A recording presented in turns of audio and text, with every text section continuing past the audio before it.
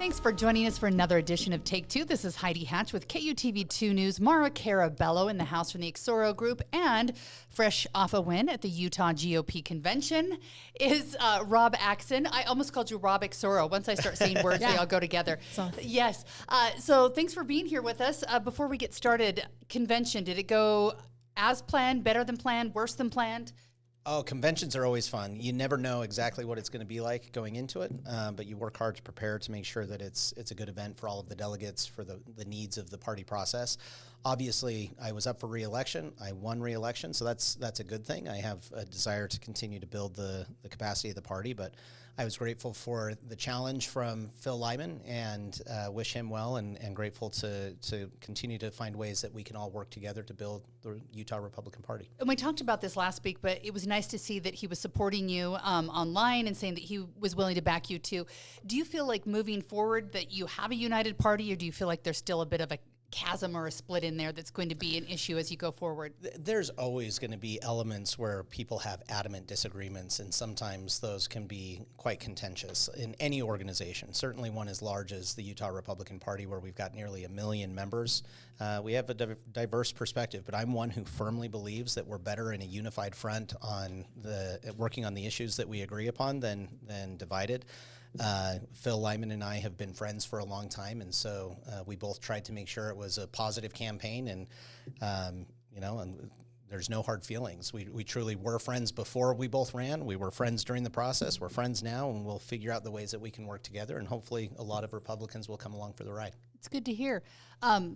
I was going to talk about this later, but since we're talking conventions, Democrats are doing theirs this weekend. Yeah, 2 days in Ogden. And are you going to attend, or are you going to watch from afar? I'm going to watch from afar. I'll actually be out of town, but it's in Ogden High School. I think they're excited because I'm excited because J.B. Pritzker is coming into town, which is a big name for the Democrats. Yeah. He's sort of hot right now on the national presidential circuit, candidate. For sure. And so that seems like a big get for them in terms of raising the profile. And they also have a challenged, a competitive chair race. There's 4 people running. Is it competitive, or seriously? Is it a for sure Brian King race? I think it's supposed to be a for sure Brian King race, but Rob knows this well. Nothing is for sure with delegates. Delegates are a unique body of people. Republicans have about 4,000. Democrats have about 2,700. And organizing off-cycle conventions are super important, but often not well attended. They don't have as much hype, but they have almost as much or maybe more consequences to who they field. The long-term direction of the parties. So it'll be interesting to see. Brian has to be considered the front runner, but Ben Peck, am I right about that name? That's his name, yeah. He is, and he has Lopez. Some endorsements from some key caucuses, and caucuses loom large among delegates. Caucuses, again, come around subject matters or types of people, and they form within the convention system, and they can also often be loud and very persuasive in building up support. He has been the chair, he being Ben Peck, has been the chair of the Salt Lake County, and he is a grassroots political campaign manager. So he's coming from that. Brian is a revered lawmaker who's been around for a long time. One's in their 20s, one's in their 60s. I mean, there's this very different energy. From what I've seen so far, Rob nodded to this, what I'm really pleased with is they seem to both be presenting distinct ideas, but they don't seem to be attacking each other at all. So good for them. Yep. They're showing different visions of the party and what they want, but it doesn't seem to be personal. It seems to be positive. I think competition in parties is really good because these guys, by definition, are the most excited about their parties. So having a battle for who we are and what we're doing, I don't see as negative. I think it's positive. Speaking of positives, the Supreme Court today ruled on a Utah case that not everyone's paying attention to, but I think it affects all of us in the end. The Supreme Court overwhelmingly backed the Utah Oil Railroad expansion in the Uinta Basin.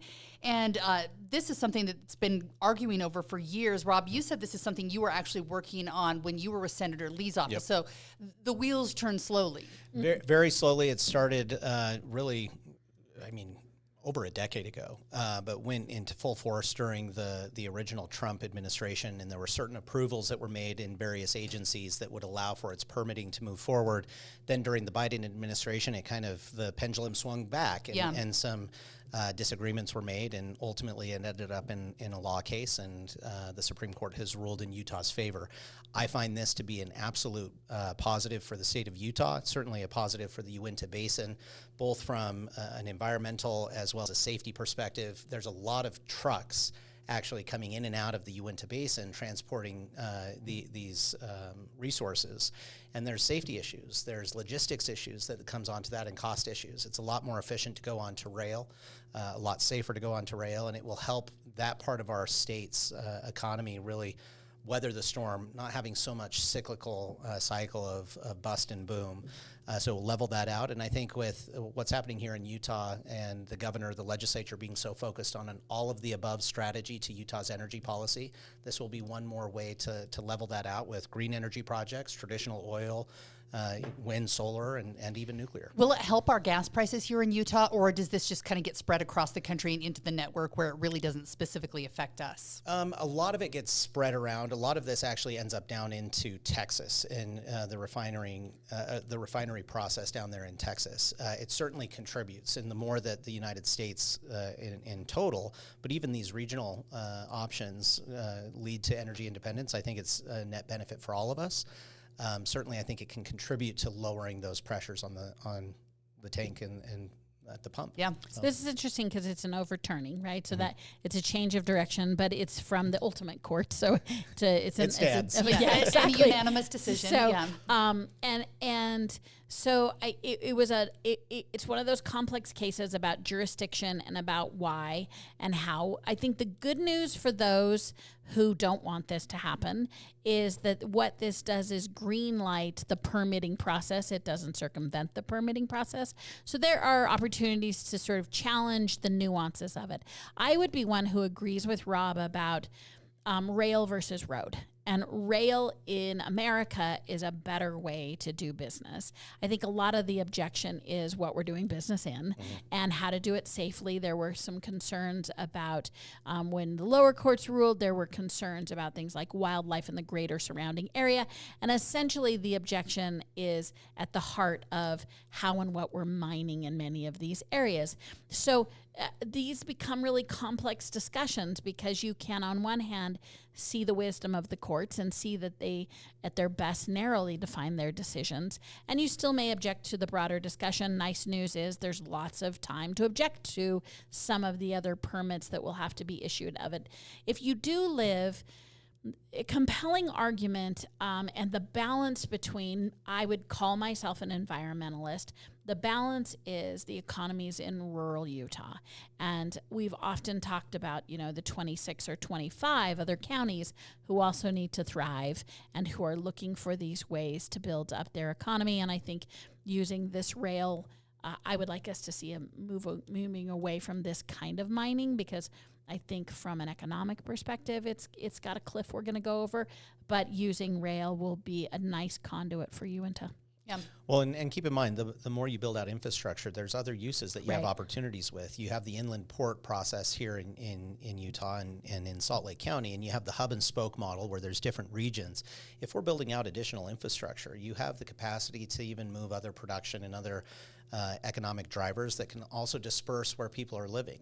We have pressures here on the Wasatch Front. There's plenty of places in Utah, if there's economic opportunities and the opportunity for quality of life for people to move and really lay down roots and build families, but you have to have the infrastructure to do that. Yeah, and that infrastructure, I think people complain too. I just see more and more people of late saying I-15 is so busy no matter what time of day, and there's so many semis out there. This is going to take some of that pressure off the roads and put it on the rails. So how long it takes to get done, I'm not sure. It's 88 mile of rail that will now be allowed, so we will watch that. But the theme of today, I feel like in the last week, has been energy, and we saw energy like crazy, Mara, during the legislative session.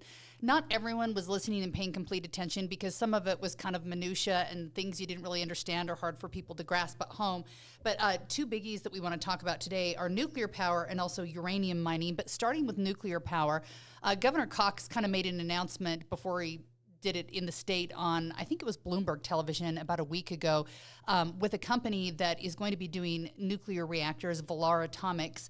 And we now know more about that. It's coming to Utah. It's going to be in Emery County, and they're going to build a reactor, but it's not going to actually produce any power yet for the state, but it's kind of practicing and getting us ready. Is this a good thing for Utah, or is it bad to be the ones that are doing the practicing? Well, the good thing, I'm going to break down the word thing and what the thing is. It's a thing. So there are 31 test reactors, so this isn't new technology.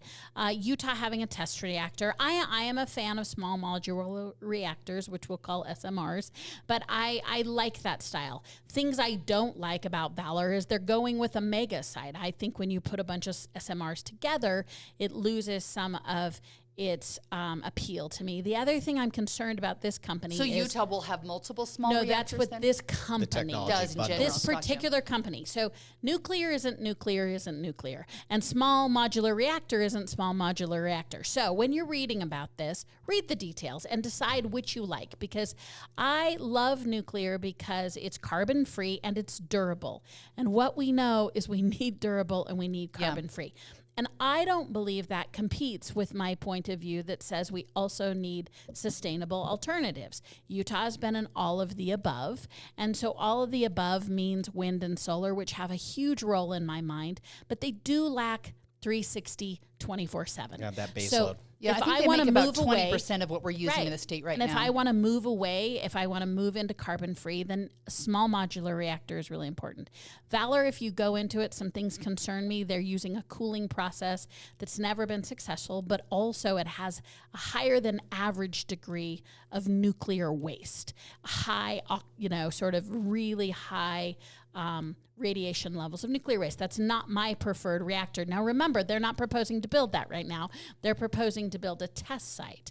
I'll also say this has been in business for 2 years. We've worked with companies that have been in business for 20 and 30 years. So I hope this comes to fruition. So my caution is, one, I don't like just building SMRs for data centers. I don't think that's an economic driver, and I think that makes Utah just a user base. It's like building manufacturing over durable jobs and biotech. I think composition of the economy is something we've done well. So I would caution us against the shiny thing. If this is one of many companies that the governor and the legislature is going to support in this sector, I say great. If this is the only one we're going to support, I think for many of us, this company has some red flags around it. And so I hope that this is, and I expect that this is the first of many companies that Utah will be supporting, because Utah has said, we're open for business when it comes to SMRs. And I think SMRs are worth exploring, but how they cool and how much nuclear waste and what kind of nuclear waste they produce is miles apart. They're not all the same. Our cooling is not all the same. But this tester, there are 31 in the nation. This company has never proven itself out. It's never built anything. It's new, So I don't want to get too excited. I don't like when Utah gets excited about a singular company. I like when Utah gets excited about a sector of the economy. Yeah. Well, and I think Mara's exactly right. I don't know really much about this specific company, so I don't want to speak to the company, but I do see this as the state getting behind a sector. And the future is going to bear that out. Are they just kind of excited about this one player or about the sector? Everything I'm seeing from our elected officials is really trying to support this sector, and I think that's the positive approach to take for Utah. You look even on geothermal. There was the Forge project a number of years that it ultimately came down to Utah or Nevada, where were the final two sites that Department of Energy nationally was looking at. They picked Millard County down in Utah, and this is now a preeminent spot to come and prove new technologies in geothermal, and Utah has the chance to be kind of on the bleeding edge and benefit in tremendous ways from developing that side of the energy sector. I would love for us to see that same thing happen as it pertains to nuclear as well. Is water going to be an issue? Because that's one concern I see coming from a lot of people, and I'm still educating myself. I'm not an expert in the nuclear field. I'm looking at what everyone else is. But we keep building data centers here in Utah that don't provide a lot of jobs. They require a lot of water. Are these reactors going to require a lot of water we don't have to offer as well? It depends on the technology they use to cool. Matters. So this is not using water dependency, but that's also why the grade of radioactivity is higher and why they're using an inert gas to cool it. So how you become a nuclear reactor and produce energy is there are lots of variations on the theme of how it becomes. So those who use water, yes, it's a huge problem. Those are usually showing in economies of scale for big reactors, less so in SMRs. It's part of the sale of SMRs. But for those of us who don't know yet, we have no water. We have no new water. And so every time we look at a business, we now have to ask their water consumption level. So I think it can be a problem, but there are several other technologies to cool SMRs.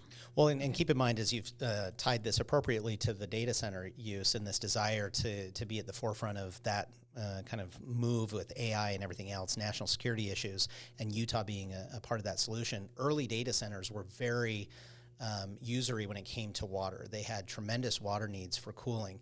That's not the case anymore. So while we've plummeted on the amount of water that's needed for cooling in data centers, you increase the energy demand. So you're now cooling through energy usage. So that means you have to figure out, okay, then how do we backfill with a stable and secure energy side of things, and why one of the reasons why nuclear is a positive in that partnership with data centers if we want to continue down, not only as a country, but as a state, having both of those. Yeah. But the sophisticated way to view data centers is, remember, we could get partnerships with our friends in Wyoming and Idaho, house the data center there, and own the rights to use the data. So I'm less sanguine about our wide open spaces as I was 20 years ago. 20 years ago, I would say, hey, we have lots of room. Now I am not of that opinion, and I would like to see a more sophisticated approach to data centers and have agreements in, frankly, proximate other Intermountain West states like Wyoming for our data center use. And we're all starting to use ChatGPT and AI more, and the more we use that, the more energy we use. I'm going to stop telling it thank you. I'm always polite while online. That's nice. And apparently it uses up a ton of extra millions data and energy. Millions of dollars. So stop thanking, because I'm always, could you please do this for me, and thanks, or whatever. And so the experts say, please do not say please or thank you, because it takes extra. Good to know. Yeah, data That's usage. a pro tip. I didn't know. Just be rude when you talk to ChatGPT. Do it now. I did see a funny meme that says, okay, they don't want us to say thank you, but I want to be on the good side when AI takes over, so I'm going to keep saying thank you. I'm going to keep doing it, because when they take over the world, not a bad idea. Switching to another energy issue, uranium mining is opening up in San Juan County. San Juan County really... jobs are dependent on the energy sector there. When President Biden came into office with his executive orders, he quickly shut down a lot of what was happening in that area. It has gone in the opposite direction with President Trump. There's a new 2-week approval process. In just a matter of weeks, Utah uranium mine has been approved to move forward with production. The United States Department of the Interior greenlit the Velvetwood Uranium and Vanadium, is that how you say that? Vanadium mine in San Juan County. So this is getting underway. Is this dangerous to do a 2-week look at it, give it a green light, or is this something that gets, rural Utah, rural counties across the country rolling on projects? I don't think it's on? as concerning as it sounds, because this isn't just 2 weeks. Like we've had the idea, and 2 weeks later, suddenly we're approved. This is in an area where we've had uranium mining for decades. This is an area that these have been proven deposits, and they've benefited from kind of going and mining in those areas before. So it really is decades of engagement in San Juan County on this issue. It's just a matter of, you've had a recent, over the last number of years, law changes. In fact, Senator Lee was responsible for some of these that were put into different pieces of legislation that put on regulatory shot clocks. So no longer could you have an approving agency that you're going through the regulatory process with just wait you out and have these indefinite timeframes. They actually had to have shot clocks on it, and all of this creates efficiencies. Like we talked about before with the railroad, you can still then go and appeal and protest and contend with things, but it creates a little bit more understanding of what that process is going to look like. And keep in mind, this is in connection with not only energy independence, but really in Utah, and what Secretary Burgum is going to be looking at is this need with rare earth minerals, with all of these critical resources that we have here in the United States. We are incredibly dependent on China and Russia for sourcing a lot of those materials. And That's even with having an abundance in deposits here in our country. But we have just allowed ourselves over decades to become dependent on world-sourced materials. And we're in a less collaborative relationship with those two countries right now. And so it's important for us from a national security perspective to make sure that we are sourcing and appropriately sourcing access to these critical resources. I'm going to look under the hood a little bit and disagree on this. The overuse that I see of hey, we have to be energy dependent because of the global environment. I think that's absolutely true of oil and other extracted in the oil industry. But for example, let's talk about uranium, which is what this story is about. 3 largest producers of uranium. First and foremost, heads and shoulders above everybody is Kyrgyzstan. I don't know if we love them. I don't know if we hate them, but I think we have the power of the purse to control Kyrgyzstan. Number 2 and number 3 are Canada and Australia. Frankly, some of our oldest similar allies until we started alienating them a long time ago. So I do believe in understanding geopolitics, particularly around natural resources and extraction. But let's not over headline that these are China. I don't know anybody right now who's like really high on China, but at the same time, let's not overblow it. Right now, most of our uranium is coming from a company we're all familiar with, Rio Tinto, and their largest extraction is in Canada and Australia. Mm-hmm. So it's okay to not hunker down, and I am not a fan of America leaving the global marketplace. There's a balance to this, and I think right now the pendulum has swung too much to fear and this America, we can only do things here. We might be out of balance. We need to make sure we have some independence, but that largely falls in line with oil. And right now, the federal government is leaning in to oil producing companies. And so I think there's a disconnect between the rhetoric and what we're doing. This one's a hard one for me because I do agree that this was long in coming, and good for Bergen, the Secretary of the Interior, for taking a victory lap around it. I'm a political consultant. I would have told him to take a victory lap, so I don't begrudge that at all. I am concerned, not with uranium mining, but processing and bringing it to fold. I am not sure I want to have Utah be the land of nuclear uranium processing, and I do think that there's a balance there between taking your time and looking at the data. Okay. Do you want me to grab you a glass of water? It's so dry. If you guys are not in this room with us, we don't have air conditioning somehow. Nice. The entire KUTV studios are freezing, and this podcast room is just like dry and hot. It's toasty. Yes, it's warm in here. So if we look sweaty, that's why. Staying on the energy area, but moving to our congressional delegations, we've seen our newest senator talking a lot about energy as a congressman and as he's moved into the Senate. But John Curtis right now is defending clean energy tax credits that the House GOP actually voted to remove. So we're talking about the big, beautiful bill, but Republicans approved language to repeal or phase out a number of green energy tax credits previously approved in the Inflation Reduction Act. Curtis is saying, let's slow the roll here. Maybe we need to be keeping these around. And he is saying that he has colleagues on the House side that voted for it, but said, I only voted for it hoping you guys would clean it up in the Senate. Is there a need for cleaning up in the Senate? Oh, there always is. I mean, that's one of the benefits we have in our system of government, where you have a bicameral divided legislative branch. You have the opportunities of sometimes good things start in the Senate and need to be perfected in the House, and sometimes the inverse is true. And also sometimes you have things that fall short of what they need to look like in one body, and the other House gets a chance to look at that. So I, for one, I look at this bill. I think there's a lot of really good things at it.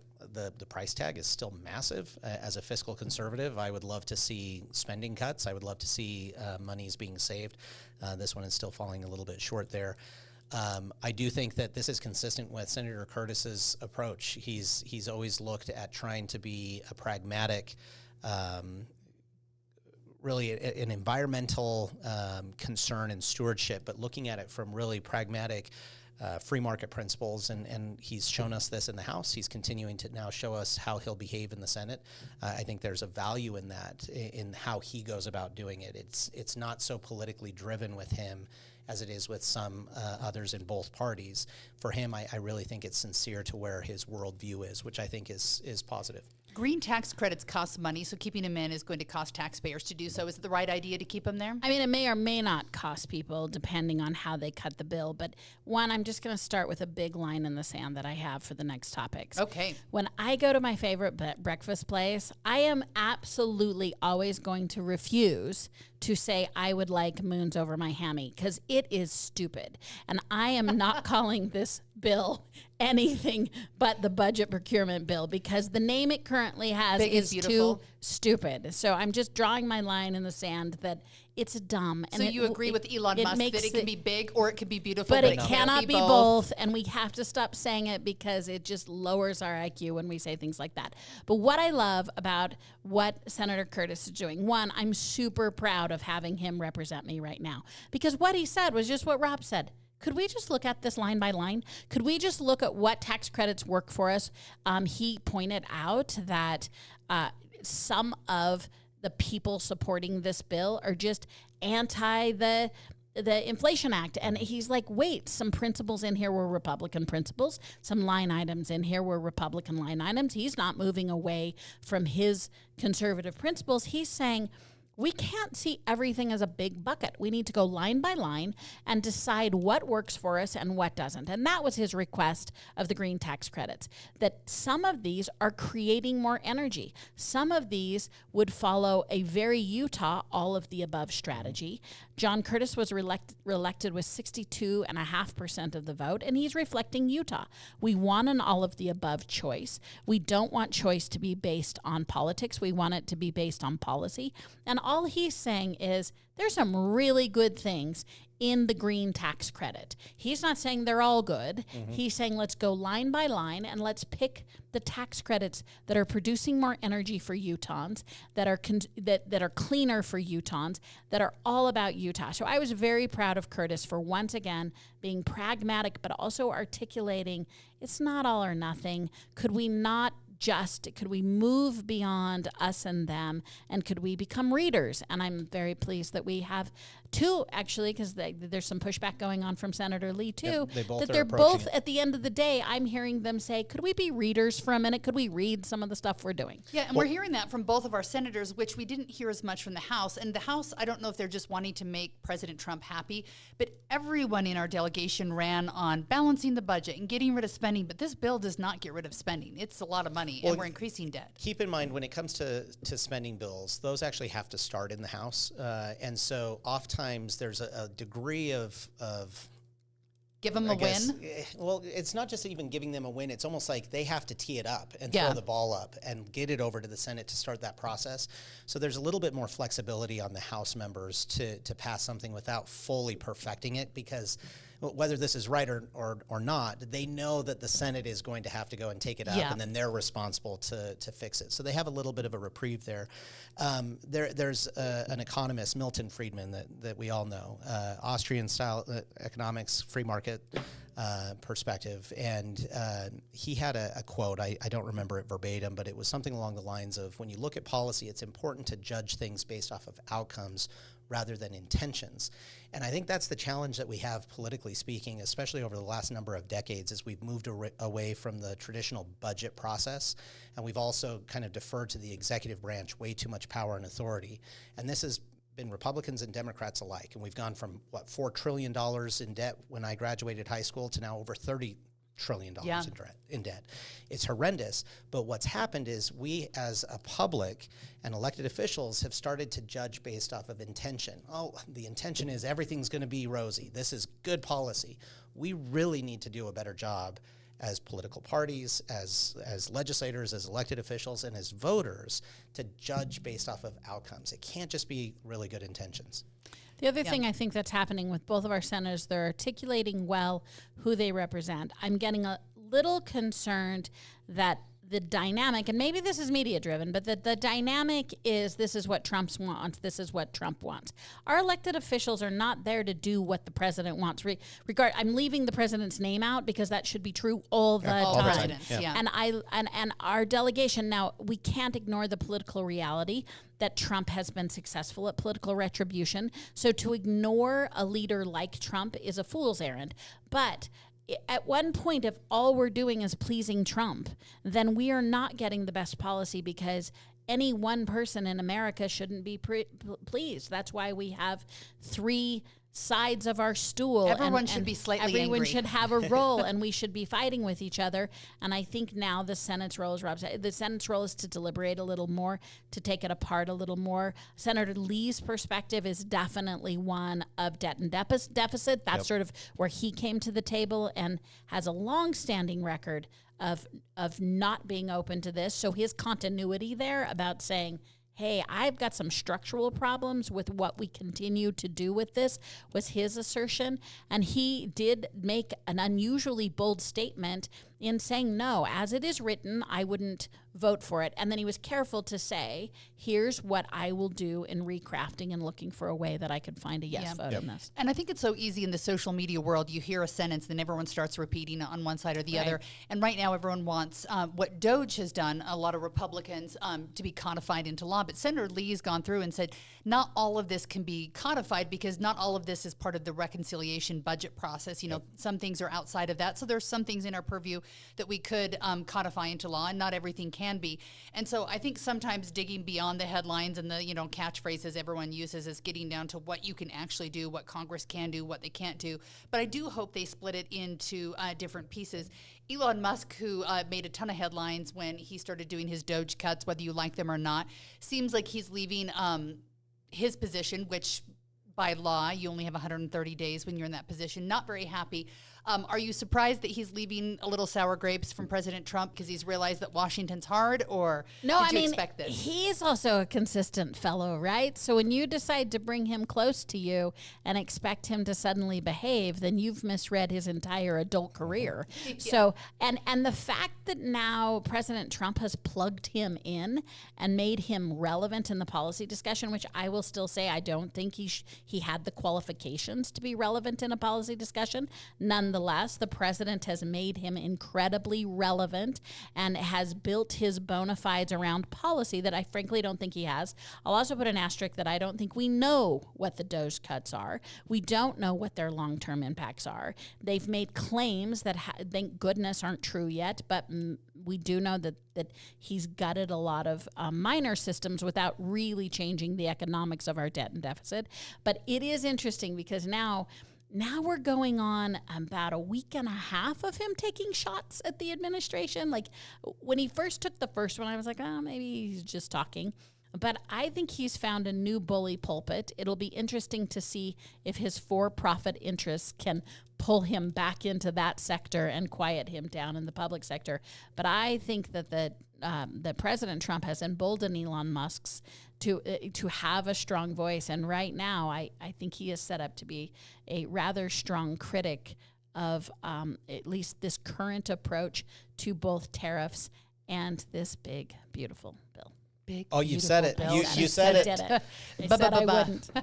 Well, I do think that there's something that I would challenge all of us to really start to expect from all of our elected officials. And this is kudos to people who have been consistent, like Senator Lee, who have talked about the concern of debts and deficits. We have to get this one figured out. President Trump is not going to get it figured all out in 4 years. Elon Musk did not get it figured out in 130 days. It has been my entire lifetime. It's been all of our entire lifetime. It's really been about 70 years of policies that the country has made, Republicans and Democrats alike, sometimes in collaboration, sometimes with majorities and from the minority position, where, again, we've thought that we could kind of do whatever and spend whatever and everything would be okay. I'm not one that believes that long-term that's going to be sustainable. I think especially coming off of a global war on terror, coming off of major issues like COVID, now coming off of other geopolitical issues, we have a little bit less flexibility right now to continue to just expect that these large deficits will be something that we can sustain in perpetuity. I would argue we have a contemporary roadmap to look at, and that is the approach that President Clinton took, which was a bipartisan approach. He reached out to his colleagues in Congress who were Republicans, and they did impact and slow down our spending. They did not balance our budget, but and that is in modern times. We've changed since then, but it wasn't 1940, right? It wasn't so long ago that there are principles. I will point out that Trump is taking the opposite approach. So the last successful, and in Utah, Bill Clinton is still fighting words, but the reality is he was a fiscal conservative, yes, he was, and he did a really good especially the lead job. up to his second election. He leaned to the middle. And he did a great job cutting our budget without gutting things we needed. So far, Elon Musk and Trump's approach is just a gutting. So I would say we do actually have a roadmap to look to. It would have to be a 2025 version, but I think the roadmap we should be looking to is how President Clinton governed. Well, and the key thing there, too, to keep in mind, the process matters. I know most people don't understand the process, and it's easy for all of us to not understand it because the Senate and the House really haven't engaged in it for decades. But the process is you divide everything up and you look at a budgeting process where you have 11 or 12 different budgeting bills. You go through those individually. That's where you can go and dive deep and figure out what are the outcomes, not just the intentions of things. You then pass those all individually. And they have an entire year to do that. They've become habitual, and I think with the exception of maybe a couple of long-term serving members of Congress, all of them have now only experienced a time where they maybe pass one or two. The rest they lump into these bills. They're into the fiscal cliff. But I would argue that's why we should all be rejecting this Christmas tree omnibus bill. It's wasting valuable resources of Congress to consider this instead of, in fact, breaking it apart and following a predetermined process that allows interest groups and the public to scrutinize as well as the deliberation time of the committees that were set up with levels of expertise. Honestly, I don't know if Congress remembers how to do it. They which probably is really don't. sad We'll have because to read it's some been history since books. the 90s that they've actually even done that. And I don't even remember the last year that they really did every single one individually. The median age of Congress is 96, right? We've had 112. They but should a lot of them remember have turned the 90s. over though now, so that's the so issue. A few of our skeletons there should still remember. I mean, that's the good they can serve there. And the interesting part is when you look behind the scenes, President Obama, I think, has still had his fingers in a lot of what's been happening there. Maybe it's time for him to step back, bring Clinton back in behind the scenes, and maybe he can start stirring the pot and getting everybody back to the line I'm fine items. Consulting history books. I don't think we should have President Clinton engaged in anything. But we I can look don't at the know history about that. books. But I don't know about that. You look at our problems with Clinton. We have flown past those as character issues and gone into a whole depth of water beyond that. Yes. So I hope both of our senators sound serious about getting back to those line items and looking through there. I hope they can have the influence to make that happen. Talk's cheap, so we'll see what happens. Yeah, luckily, both of our senators, they've always been very fiscally prudent. Senator Lee came in with a call for a balanced budget, 16 years ago almost. Like, he's been consistent on that. Congressman Curtis in the House was always very strong on fiscal responsibility. He's indicating he'll continue to behave that way as a senator. But what we're going to need now is also courage. So I see this week them showing courage. They're going to need to keep showing courage. That's, I think, in higher demand right now than philosophy. All right, courage. We want you to be the courageous lion there. Well, we are out of time. In the weeks ahead, we're going to start talking about all the gossip in the mills right now about elections coming up. Jason Chaffetz is starting to squirrel away cash, possibly for a gubernatorial run. So all kinds of things happening. Mara, anything that you're keeping an eye on in the summer weeks ahead? It's what we've already talked about. So the amount of decisions that we don't all have to deep dive on because we're reading them on our news feeds about what the judiciary is doing with the bold moves and I would call them reckless moves of the Trump administration. So just the back and forth, the call and response between the Trump administration and the judiciary is something I think we're all keeping up with. And then you hit on something we are going to watch all summer long, and it's energy. Yep. Energy is going to be a lot of it. Mara mentioned President Trump. I'm excited to see where some of the good things that he's doing. The wake that comes sometimes can be a little bit rocky at first, but it ends up creating a lot of opportunities. I'm excited to see what those opportunities are. I think ultimately the success or failure of any president, when you're judging it in the moment, it's impossible to do fairly. I think you have kind of a 3-month, 6-month, and even a year-long lag to start to see what's working. You're seeing some of that with the tariff negotiations. How successful those are or are not going to be, we'll know a little bit better come fall. And I agree with that. Even like the July, August, I'm not going to overstate this, but he'll have to own some of, I don't mean that with dun dun dun. Yeah. But like by then, is it working not or not? everything, you can't sort of wholesale everything, but by then you can begin to judge some of the actions. And I think that will be important. All right. We'll be watching and paying close attention. Both of you, thank you for being part of the conversation. Energy usage will be high this weekend. I think we're going to be at 95 degrees, flirting with some records, and then crashing and burning on Monday into the 60s. So if you like the heat, enjoy it this weekend. Thanks for listening. Tell your friends about us and give us a review.